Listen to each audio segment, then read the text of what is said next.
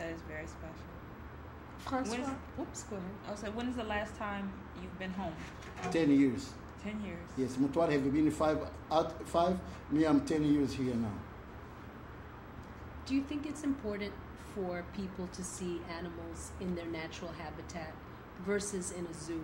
Do you think there's a big difference? Because in the U.S., we really only see animals mostly in like a zoo. That is a very good question. In Africa, in my country, they don't have zoo. So the animals is the enemy. Before, I didn't like the zoo.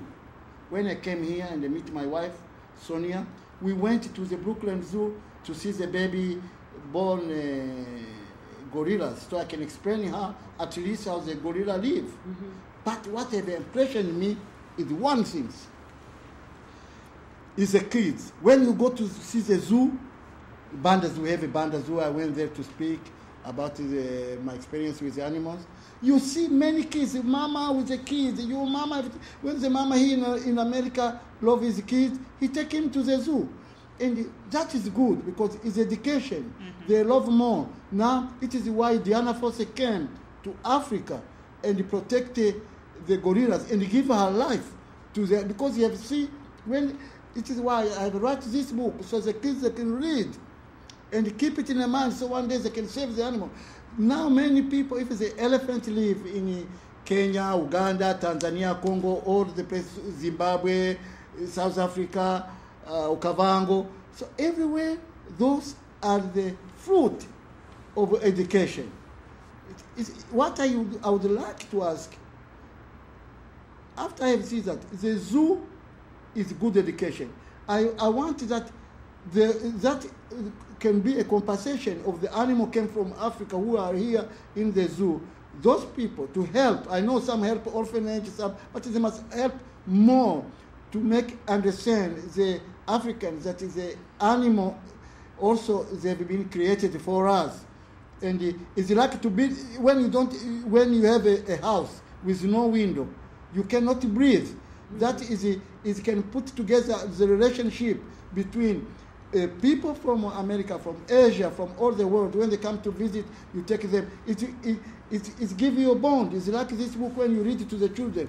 It gives you bond to the parents. It gives you bond to the friendship. And to understand more the country, by souvenir and tourism is going better.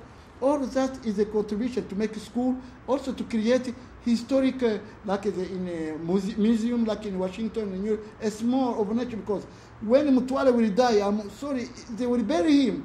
They will bury the history. The king of the gorilla recently died.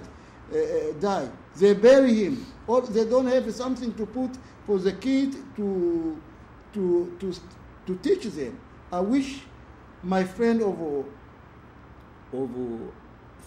animal and the elephant will understand this and created a good education, because those people was living with animals for a long time. Now they've been kicked out.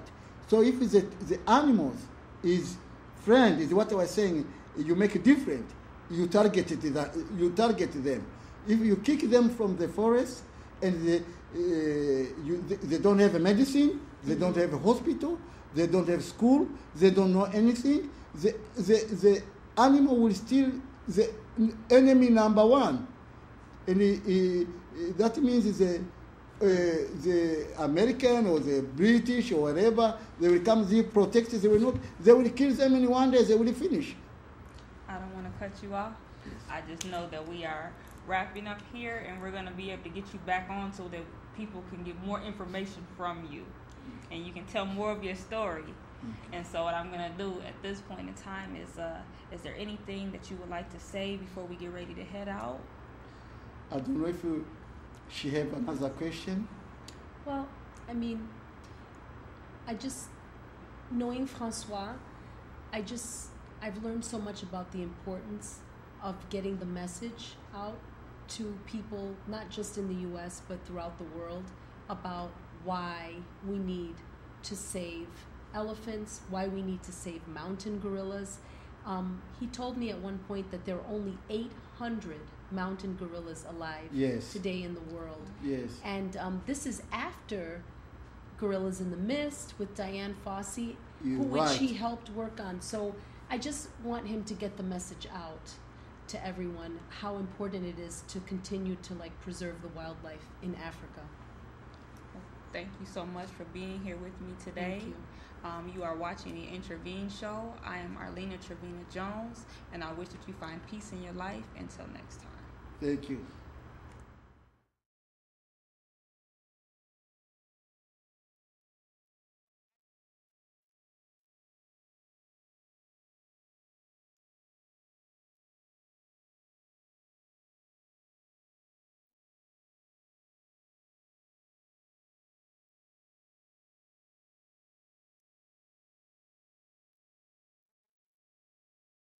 French. Sure. Yeah. Yeah, we can go to the second part. Okay. Do you want to do it in French? Yes, Are the we second ready? part. Are you rolling? He said whenever you Oh, ready, I'm sorry. let him know and then. Okay. Hello. Thank you for watching the Intervene Show. I am Arlena Trevina Jones, and I'm here with my friend Francis and his friend Jasmine. And if you missed the first episode of him telling about his book and about his story, you missed a good treat. But I got him back here. He's going to tell us some more about his experiences in Africa, the elephants, the gorillas, and being here in America. So, well, Francois asked me to ask him a couple of questions in French for the francophone audience. And so, j'aimerais bien vous demander, par exemple, l'importance de l'éducation à travers les animaux en Afrique de l'Est et surtout les éléphants et les gorilles. Pourquoi c'est important que les gens sachent qu'il y a des animaux qui sont en train vraiment de disparaître? Pourquoi c'est important pour le monde? Why is it important for the world to know that these animals are becoming more and more scarce and endangered? Like, why is this message so important? Merci beaucoup parce que vous me donnez la chance de parler dans ma langue que j'ai appris quand j'étais petit. Alors, je m'appelle François, comme vous venez de dire, et c'est enchanté. C'était plaisir de te connaître quand je suis venu pour la première fois faire mes études à l'anglais. Tu étais là pour m'aider et tu m'as aidé avec ma famille. Et j'ai fait aujourd'hui c'est 40 ans que j'ai fait la promotion en Afrique, surtout pour les gorilles et les éléphants. J'ai commencé ça quand j'étais petit, à l'âge très bas, et d'aller dans les montagnes des gorilles, c'était une mauvaise, parce que les gens croyaient que le diable, c'était l'enfer, c'était là où le diable passait la nuit, et personne qui pouvait parler du volcan parce que c'est donné une curse, c'est donné une mauvaise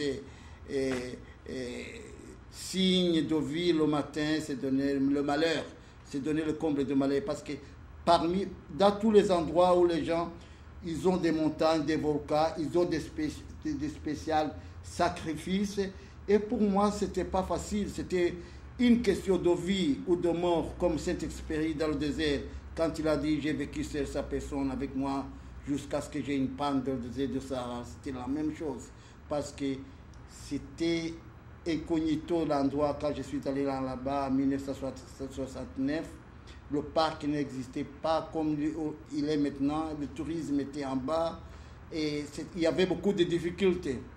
Mais grâce à la région que j'ai grandi dedans et quelques missionnaires, les professeurs comme Pierre Galis qui vivait à Belgique et qui nous apprenaient le français, qui nous disait l'importance de l'animal, j'ai pu monter et le Kalisimbi pour la première fois en 1969. Et alors, depuis ce jour-là, quand j'ai regardé en 1970, quand j'ai regardé dans les yeux des gorilles, ma vie n'est plus la même. Ma vie a changé. Parce que quand tu regardes dans les yeux des gorilles, ta vie ne serait plus la même. Parce que le pouvoir, sa vie, toute son énergie est dans ses yeux. Alors, la question que vous venez de me demander, c'est une question très importante pour moi. Parce que beaucoup de choses, beaucoup de malheurs, beaucoup de guerres qui nous arrivent en Afrique, c'est l'ignorance, manque de formation et la pauvreté.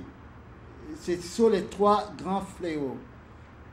Tout ça, les gens qui vivaient en Afrique, ils vivaient avec les animaux, comme chez les Maasai dans le quartier de Ngorongoro. Là-bas, j'ai vécu là-bas aussi, je parle la langue des Maasai, j'ai guidé les gens à Serengeti, Ngorongoro, et là-bas c'est une grande concentration, des animaux dans le monde. Tu peux voir 1 million des animaux par jour.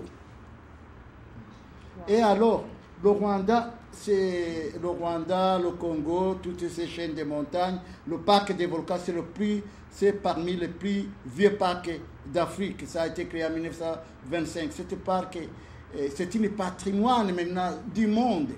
Parce que, comme on a parlé en anglais tout à l'heure, il a 800 gorilles seulement dans le monde. Et aujourd'hui, tu ne peux pas voir les gorilles dans les casernes, tu ne peux pas voir les gorilles dans les zoos. Parce que les gorilles que tu vois dans les zoos, ce sont les gorilles de la savane. Et alors, l'importance, c'est l'éducation. Il y a une grande relation qu'on voit chez les animaux, qu'on ne voit pas.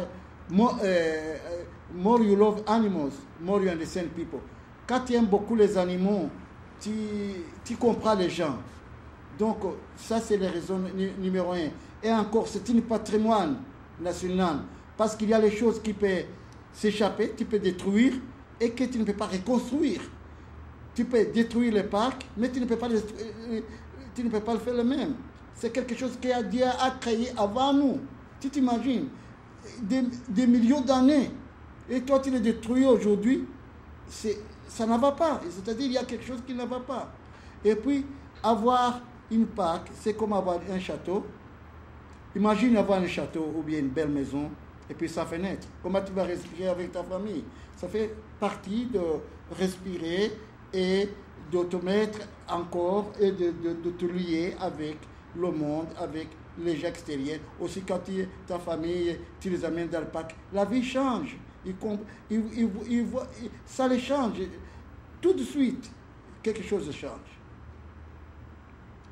Just to kind of recap a little bit, Francois has been talking about how when you first come face to face with the animals in their natural habitat, it changes your life forever. And it's important for humans to understand how these animals live in their natural habitat and how once you look into a mountain gorilla's eyes, you will never be the same. And that understanding animals allows us to understand ourselves as humans so much better. That it's an important part of life to coexist with the animals. It's a part of humanity to be able to coexist with the animals. Mm-hmm. Le danger que vous m'avez demandé, il y a un danger. Parce qu'il y a les Chinois maintenant qui ont valorisé, qui ont donné la valeur, les Tasca, qui ont donné les rhinocéros. Maintenant, on vient d'attraper dans cette semaine, dans 2 semaines, au Tchad, les éléphants, ils veulent le terminer. Partout il y a le conflit. Ce qui souffre premièrement, c'est les animaux. Parce que les bad guys, ils vont aller tuer pour leur propre. Et cet argent n'aide pas la population, n'aide pas pour l'hôpital, ça aide quelques individus. Même ça n'aide pas les Chinois. Ça aide quelques riches personnes. Donc, cet danger de ne pas protéger aujourd'hui, surtout pour les éléphants, les animaux à risque, les gorilles, les chimpanzés, les perroquets, tous ces oiseaux, les papillons, les gorillates qui se trouvent au Congo, le plus grand papillon du monde.